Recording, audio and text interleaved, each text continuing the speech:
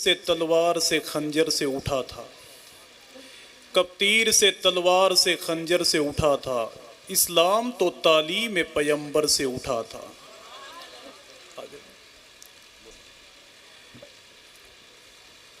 کہ کب تیر سے تلوار سے خنجر سے اٹھا تھا، اسلام تو تعلیم پیمبر سے اٹھا تھا۔ جو اب بھی اٹھائے ہے صداقت کے علم کو، ایک ایسا علمدار تیرے گھر سے اٹھا تھا۔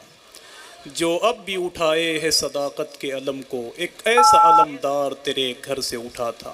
خطیب ہندوستان علامہ شکیل احمد رضوی صاحب اللہ، جن کا تعلق امروہہ سے ہے، ان سے حضور کی باتیں بھی آپ نے سنی ہیں، حضور کی نعتیں بھی آپ نے سنی ہیں۔ میں تو سمجھتا تھا کہ یہ ایسا نہ ہو کہ دلبر بھائی کا کام ختم کر دیں وہ، لیکن اللہ کا شکر ہے کہ ہندوستان بھر میں جس نے اپنی نعتیہ شاعری کے حوالے سے لاکھوں دلوں کو روشن کیا ہے، شاعر ہندوستان جناب دلبر شاہی صاحب اللہ کلکتوی ہمارے اور آپ کے درمیان تشریف فرمائیں۔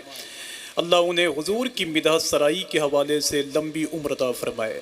باقی حضور صاحب سجادہ موجود ہیں، حضور سرکار محبوب مینا شاہ علیہ رحمت و رضوان کی نشانی بن کر کے، ان کی علامت بن کر کے، ان کا عکس بن کر کے، ان کا فیض بن کر کے یہاں تشریف فرما ہے۔ اللہ اس ذات کا سایہ دراز فرمائے۔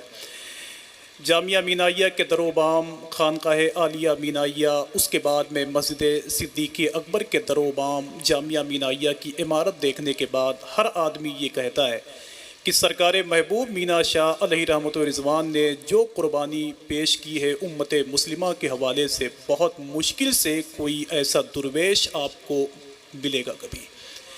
میں تو کبھی کبھی انہی لوگوں کے بارے میں کہتا ہوں کہ مجھ پہ تحقیق میرے بات کرے گی دنیا، مجھ کو سمجھیں گے میرے بعض زمانے والے۔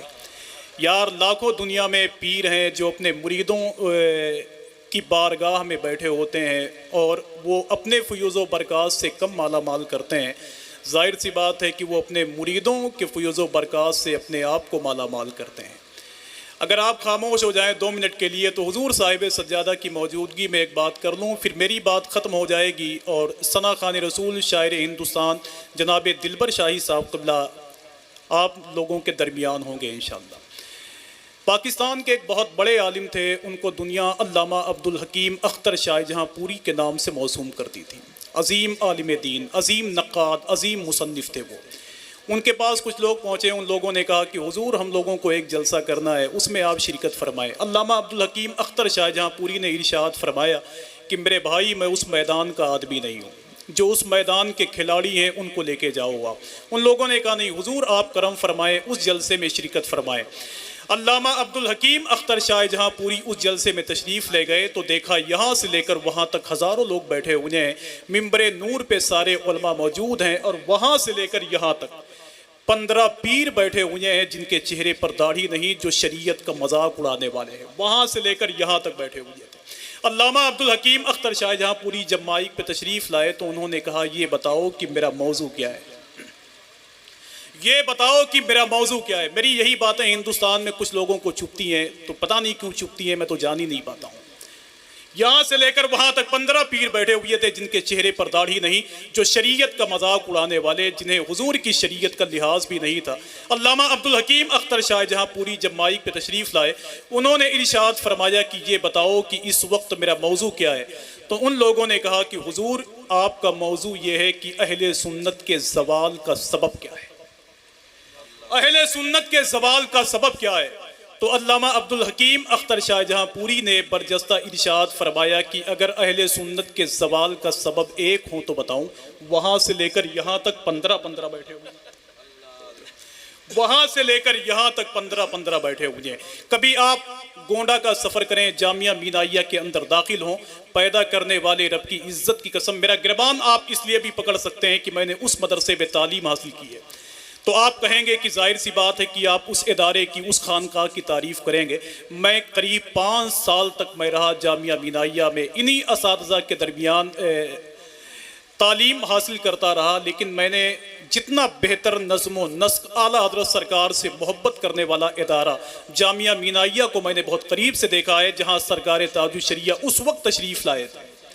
اتنا عظیم الشان ادارہ جہاں کا انتظام، جہاں کے مدرسین کی محبت، جہاں حضور صاحب سجادہ اپنا دل بچھا کر کے مہمانوں کا استقبال کرتے ہو یار۔ کمان سامنے رکھی ہے تیر غائب ہے، ہمارے عہد کے لشکر کا میر غائب ہے، چمک رہی ہیں مریدوں کے سر پہ تلواریں، مگر جہاد کے میدان سے پیر غائب ہے، مگر جہاد کے میدان سے پیر غائب ہے۔ ایسے لوگوں سے محبت کرو جنہوں نے اپنی بادشاہی چھوڑی ہو، جنہوں نے اپنی سلطنت چھوڑی ہو، جنہوں نے اپنی زمینداری چھوڑی ہو صرف آپ کے لیے۔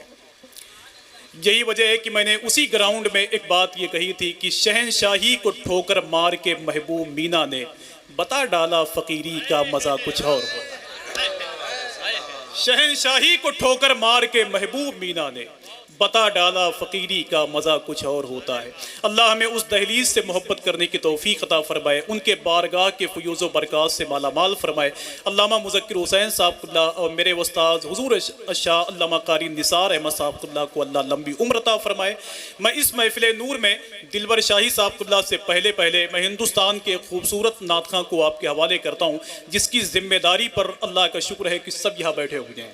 اگر میں اس شخص کو آپ کے حوالے نہ کروں تو شاید میں ان کے ساتھ انصاف نہیں کر سکتا ہوں۔ جو پڑھو جاندار پڑھتے ہو، تم بہت شاندار پڑھتے ہو، میں اسے بار بار سنتا ہوں، تم جسے ایک بار پڑھتے ہو۔ تمہارے در کی مٹی سان کر ماتھے پہ ملتا ہوں، مرمت کر رہا ہوں ان دنوں پھوٹے مقدر کی۔ تھوڑی سی آواز کم کرو، پا گئے ہو تو بالکل طوفان مچائے ہو۔ کہ تمہارے در کی مٹی سان کر ماتھے پہ ملتا ہوں، مرمت کر رہا ہوں ان دنوں پھوٹے مقدر کی۔ اکرم امجدی صاحب نے کہا تھا کہ ایک نئی دوزخ بنا کر جھونک دے منظور ہے، جن سے تو ناراض ہے ان میں مگر شامل نہ کر۔ ایک نئی دوزخ بنا کر جھونک دے منظور ہے، جن سے تو ناراض ہے ان میں مگر شامل نہ کر۔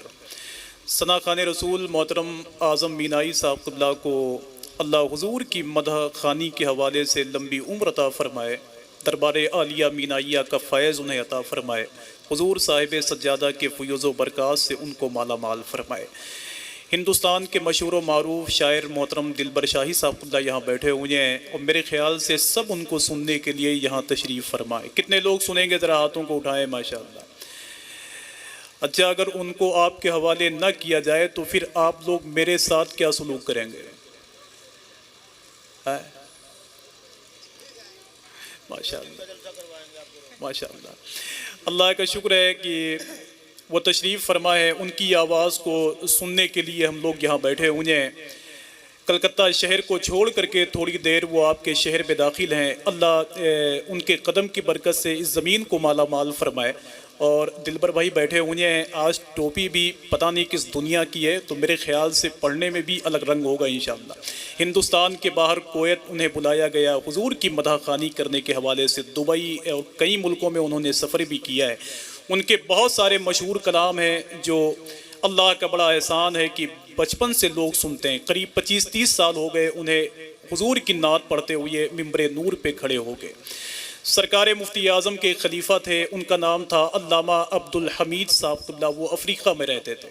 وہ سرکار مفتی اعظم اور سرکار تاج الشریعہ کے درمیان بیٹھ کر کے وہ پڑھ رہے تھے کہ تو شمع رسالت ہے عالم تیرا پروانہ، تو ماہ نبوت ہے اے جلوے جانانا۔ جب وہ مقطع پر پہنچے سرکار مفتی اعظم کے تو کہنے لگے کہ آباد اسے فرما ویرا ہے دل نوری۔